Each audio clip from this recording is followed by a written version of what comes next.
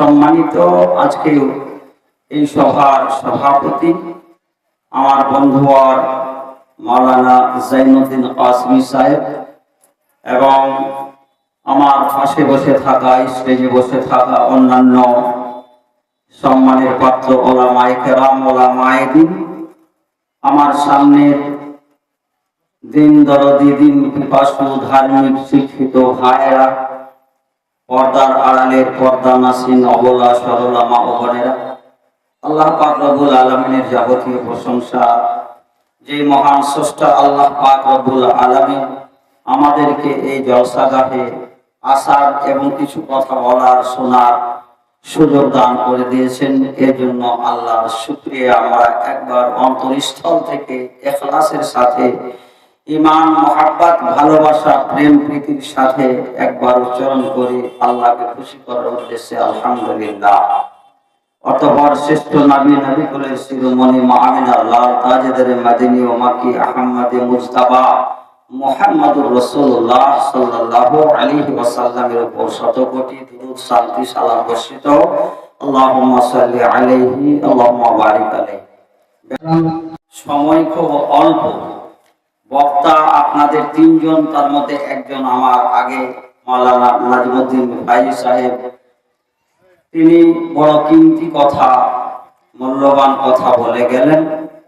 আমি হতভাগা আপনাদের এলাকার পরিচিত হিসেবে, আপনাদের মেহমান হিসেবে আপনাদের এখানে এসেছি কিছু কথা বলার জন্য, এবং এটা আল্লাহর কাছে আশা রাখছি আল্লাহ যতটা আমাকে বলার শক্তি দেবেন ততটাই আমি বলতে পারবো। আল্লাহর ইচ্ছার বাইরে আমি কিছু বলতে পারবো না। আমার কোনো শক্তি নেই, আমার কোনো ব্যক্তিগত ক্ষমতা নেই। ওমা তাওফীকি ইল্লা বিল্লাহ।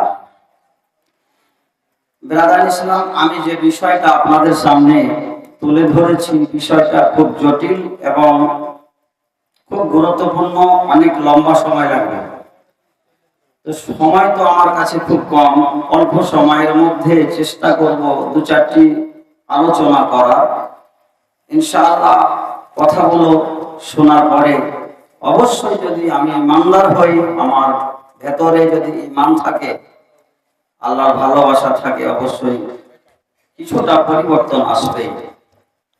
বেরাদার ইসলাম, আমি যে বিষয় নিয়ে আপনাদের সামনে আজকে আলোচনা রাখতে চাইছি সেটা হচ্ছে তাকওয়া, আল্লাহর ভয়, আল্লাহর ভীতি। খৌফ যাকে বলা হয়, আল্লাহর ভয়, আল্লাহর ডর। ধরুন আপনি একজন মুসলমান, আপনি সালাত আদায় করছেন, নামাজ পড়ছেন।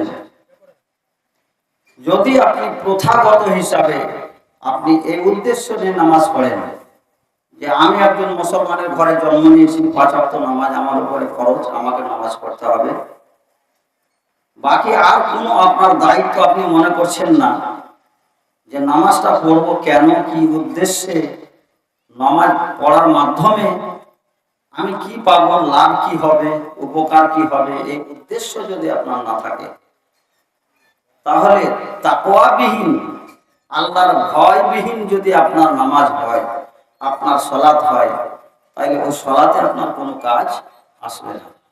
সহিহ বুখারীর একটা হাদিস আছে, আল্লাহ রাসূল সাল্লাল্লাহু আলাইহি ওয়াসাল্লাম বলেছেন, যখন তুমি আল্লাহর ইবাদত করবে, তা'বুদুল্লাহ কান্নাকা তারাহু, আল্লাহর ইবাদতের জন্য যখন আমি আপনি দাঁড়িয়ে যাব, আমার ভেতরে এই মনোভাব, আমার অন্তরে আল্লাহর এই ভয় থাকতে হবে।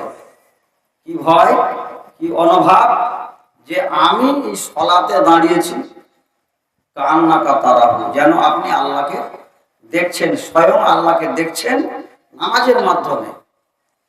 আর নামাজের মাধ্যমে যখন আপনি এই দোয়াটা চালু করেন, পড়েন, আল্লাহুম্মা বাঈদ বাইনি ওয়া বাইনা খাতায়ায়া কামা বা'আদতা বাইনাল মাশরিকি ওয়াল মাগরিব, এর মানে হচ্ছে যে আপনি যেন আল্লাহর সঙ্গে কথা বলছেন।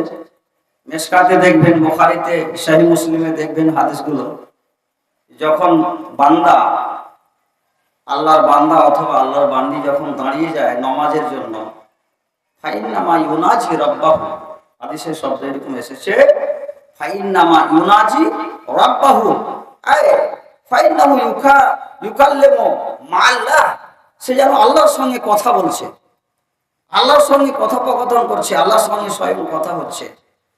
আমি আল্লাহকে যেন বলছি, আল্লাহ আমার কথাগুলো যেন শুনছে। আমি আল্লাহকে দেখে আল্লাহর ভয়ে, আমি আল্লাহর ভয় অন্তরে রেখে নামাজ পড়ছি, নামাজে ইবাদতে দাঁড়িয়েছি। এই মনোভাব নিয়ে আপনাকে নামাজে দাঁড়াতে হবে।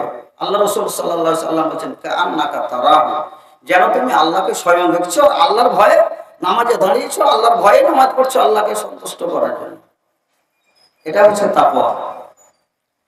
ফাইন লাম তাকুন তারাহু, এই কথাটা যদি আপনার অন্তরে না আসে, না আনতে পারেন আপনার সালাতের আমলের মাধ্যমে, ফাইন লাম তাকুন তারাহু ফাইন্নাহু ইয়ারাক, অন্তত আপনাকে কথাটা ভাবতে হবে যে আমি নামাজে দাঁড়িয়েছি, আল্লাহ আমাকে দেখছি, আর আল্লাহর ভয়ে আমি নামাজ পড়ছি।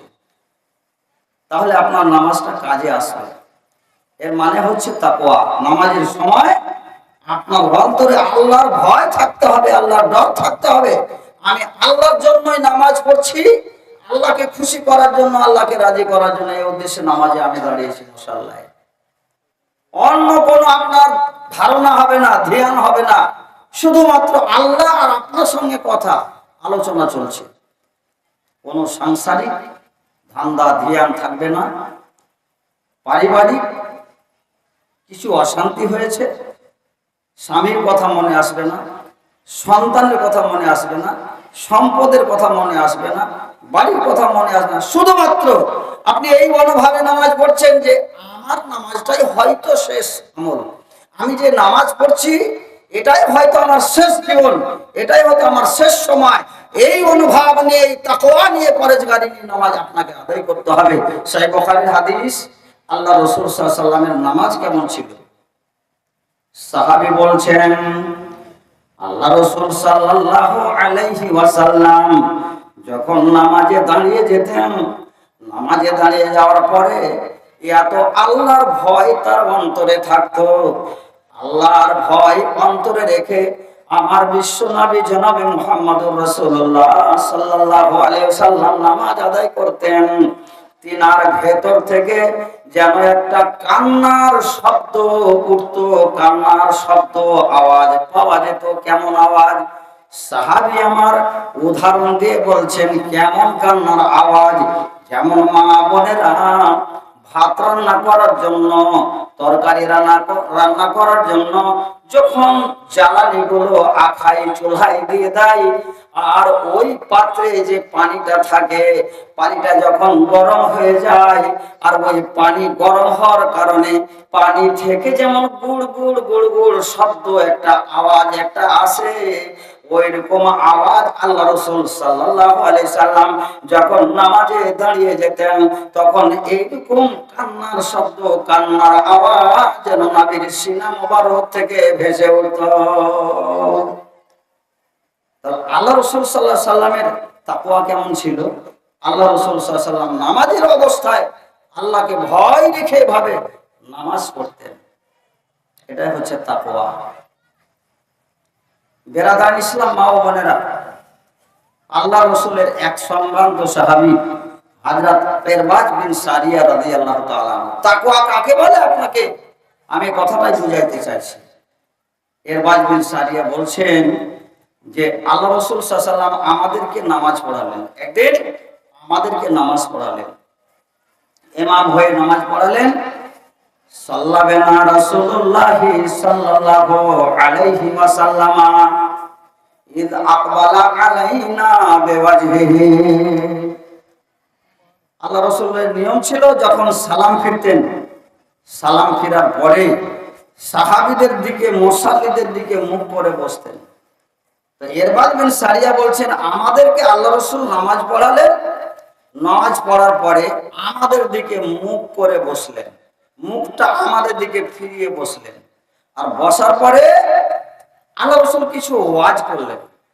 আমরা তো অহরহ ওয়াজ শুনছি, কিন্তু নিজেকে পরিবর্তন করতে পারছি না। যে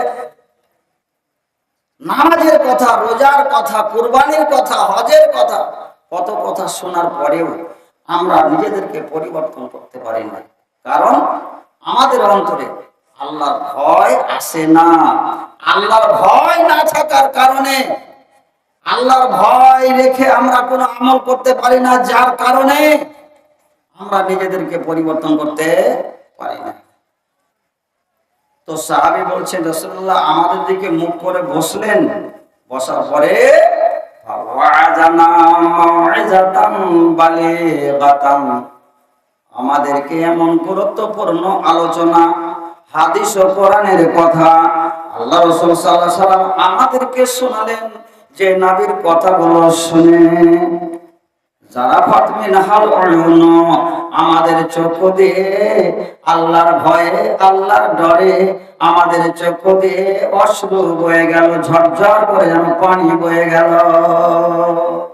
জারাফাত মিনহাল উয়ুন, সাহাবী বলছেন, ও ওয়াজিলাত মিনহাল কুলুব, আর যখন নবী আমার ওয়াজ করলেন, নবীর ওয়াজ শুনে, নসিহত শুনে আমাদের অন্তরগুলো আল্লাহর ভয়ে থরথর করে দুরদুর করে কেঁপে উঠল।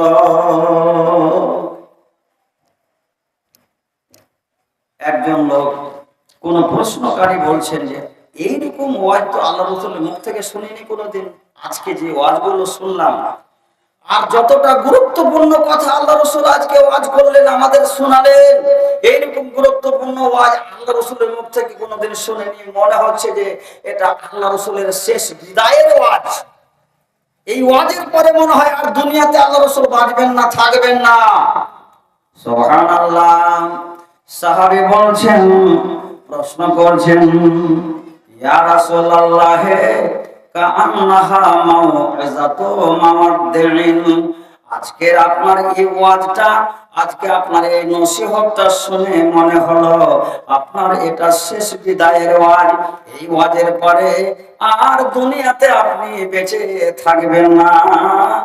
এত গুরুত্বপূর্ণ ওয়াজ, আপনার ওয়াজ শোনার পরে আমাদের অন্তরগুলা যেন পরিবর্তন হয়ে গেছে।